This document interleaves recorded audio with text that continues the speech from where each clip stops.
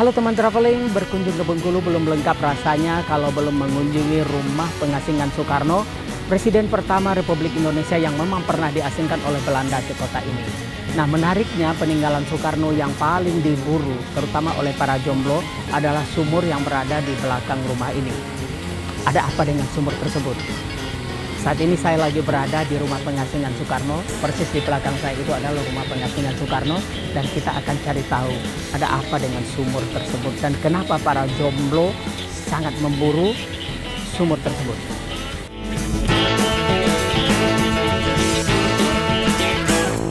Bagi teman-teman yang baru pertama kali mengunjungi kota Bengkulu, cara yang paling gampang untuk menentukan arah adalah dengan pergi ke kawasan Simpang 5 yang berada di pusat kota, di mana saat ini saya lagi berada. Kita perhatikan di belakang itu ada patung Ibu Fatmawati yang lagi menjahit bendera pusaka.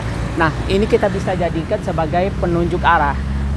Jalan yang ada di belakang patung landmark ini adalah jalan menuju ke Benteng Marlboro dan Masjid Jami. Kemudian ada dua jalan di sebelah kanan patung landmark ini, jalan penurunan dan jalan anggut. Nah, jalan penurunan ini adalah jalan untuk menuju ke Pantai Panjang dan jalan anggut adalah jalan menuju ke rumah pengasingan Soekarno. Nah, sementara jalan yang persis berada di depan patung landmark ini adalah jalan untuk menuju ke Danau Dendam Tak Sudah. Sementara jalan yang berada di sebelah kiri patung landmark ini adalah jalan menuju Pasar Minggu, salah satu pasar besar di kota Bengkulu. Salah satu yang menarik kalau kita traveling di Bengkulu adalah di sini jalannya sangat besar dengan trotoar yang juga besar, dan di kiri kanan itu banyak sekali pohon pelindung sehingga nyaman untuk berjalan kaki. Beberapa tempat wisata bisa kita tempuh dengan berjalan kaki. Saat ini saya akan pergi ke rumah pengasingan Soekarno yang berjarak hanya 1 km dari Simpang 5. Yuk kita ke sana.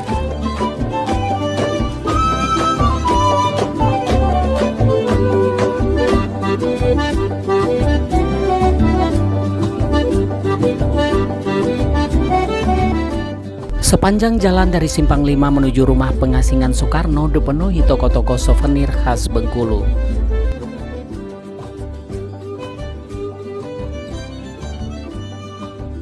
Jika suka mengoleksi batik, Bengkulu memiliki batik yang disebut batik Besure yang banyak dijual di toko sepanjang jalan.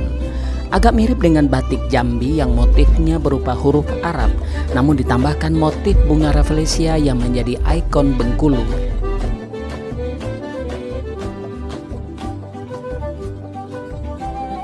Saya perhatikan di setiap toko juga banyak dijual tas dari kulit kayu khas hutan Bengkulu. Harganya pun tidak terlalu mahal.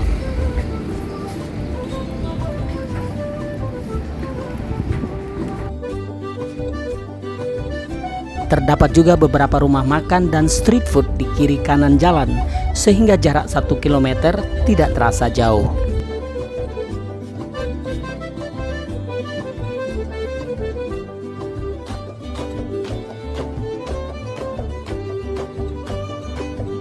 Rumah pengasingan Soekarno terletak di sebelah kanan jalan, paling menonjol dengan halaman yang sangat luas dan tertata rapi.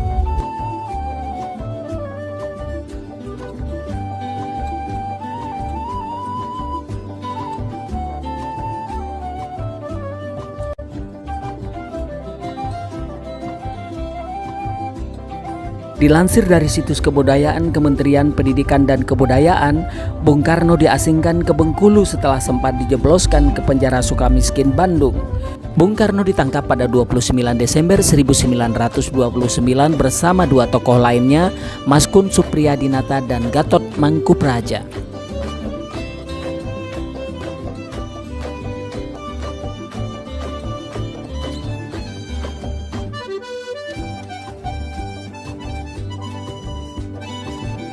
Setelah Bung Karno bebas, pemerintah Belanda saat itu memutuskan untuk mengasingkan Bung Karno ke tempat lain yang jauh lebih terpencil dan sulit diakses.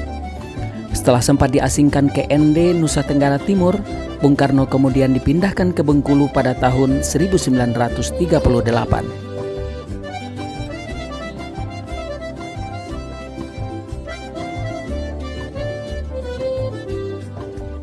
Selama di Bengkulu, Bung Karno tinggal di sebuah rumah milik pengusaha Tionghoa.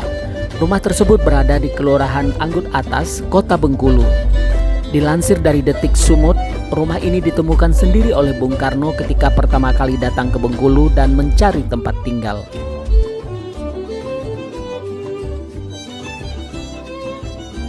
Bung Karno menempati rumah tersebut selama kurang lebih 4 tahun hingga 1942. Di sana Bung Karno sempat tinggal bersama istrinya kala itu, Inggit Ganarsi, serta anak angkatnya Ratna Juami dan Hanafi. Di Bengkulu ini pula Bung Karno disebut mengenal sosok Fatmawati yang kemudian menjadi istrinya pada tahun 1943.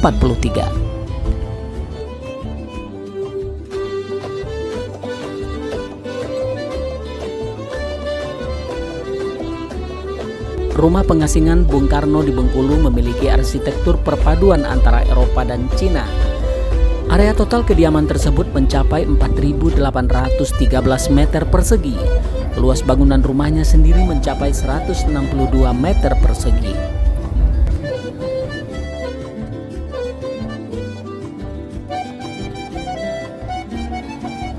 Bangunan rumah utama atau bangunan induk berada di tengah-tengah halaman, dilengkapi pavilion di belakangnya. Atap bangunan rumah ini berbentuk limas, tidak berkaki dan memiliki dinding polos serta pintu dan jendela berdaun ganda.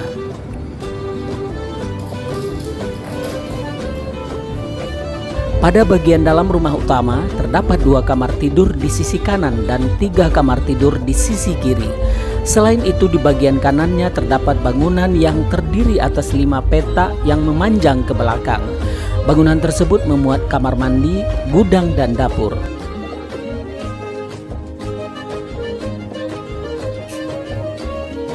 Setelah tidak lagi dihuni oleh Bung Karno, bangunan ini kemudian digunakan untuk berbagai fungsi, mulai dari markas perjuangan PRI, rumah tinggal AURI, stasiun RRI, hingga kantor pengurus KNPI daerah tingkat 1 dan daerah tingkat 2. Mengutip Detik Sumut, bangunan rumah bergaya campuran Eropa dan Cina itu ditetapkan sebagai cagar budaya sejak tahun 2004 oleh Menteri Kebudayaan dan Pariwisata dengan nomor SK KM.007-MKP-2004.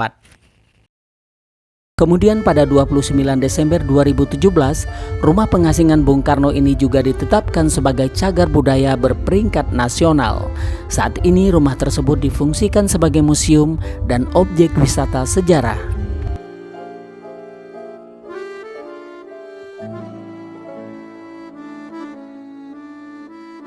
Di dalam rumah ini terdapat berbagai peninggalan Bung Karno selama masa pengasingan, antara lain berupa buku-buku bacaan, sepeda ontel, naskah sandiwara yang ditulis Bung Karno, hingga kostum grup Monte Carlo. Pada dinding rumah tersebut juga terdapat banyak foto dan informasi sejarah yang berkaitan dengan Bung Karno dan rumah pengasingan ini.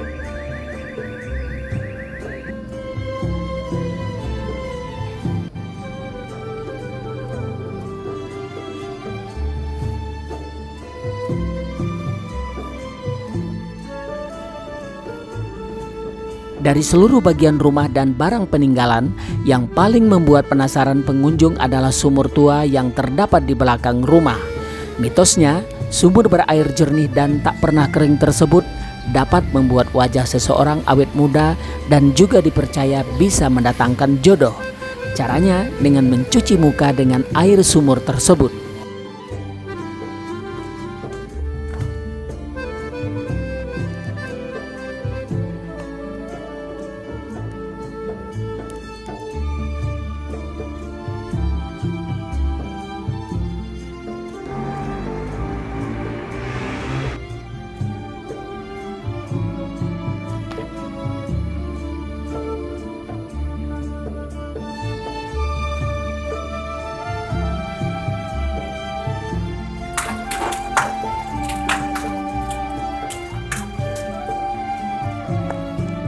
Air sumur inilah yang menjadi mitos teman-teman traveling. Siapa yang datang ke sini kemudian mencuci muka dengan air dari sumur ini, maka dia akan segera mendapatkan jodoh. Percaya atau tidak, karena ini hanya mitos, tapi orang-orang yang datang ke sini memang sengaja datang ke sumur ini kemudian cuci muka, dan beberapa orang diantaranya terbukti segera mendapatkan jodoh. Anda juga berminat untuk datang ke sini? Ini mitos ini antara percaya atau tidak, saya coba juga. Karena saya tidak percaya mitos, tapi coba aja. Rumah pengasingan Bung Karno ini berlokasi di Jalan Soekarno-Hatta nomor 8, Kelurahan Anggut Atas, Kecamatan Gading Cempaka, Kota Bengkulu. Jaraknya sekitar 14 km dari Bandara Fatmawati Soekarno Bengkulu. Saat ini rumah pengasingan Bung Karno ini buka setiap hari mulai pukul 8 pagi hingga pukul 5 sore. Harga tiketnya Rp5.000 per orang.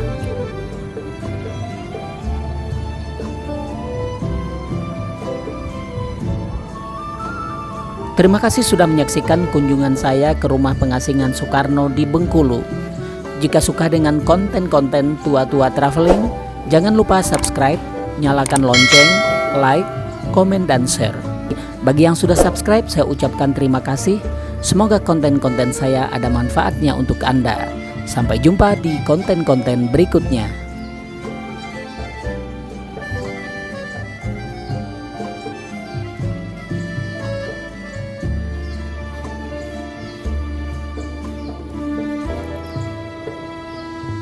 Air sumur inilah teman-teman traveling yang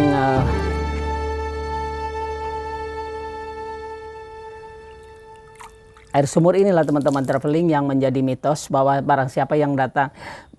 Nah, air sumur inilah yang menjadi mitos teman-teman traveling. Patung Landmark ini adalah jalan menuju ke pantai, bukan. Cara yang paling mudah untuk menentukan arah adalah datang ke kawasan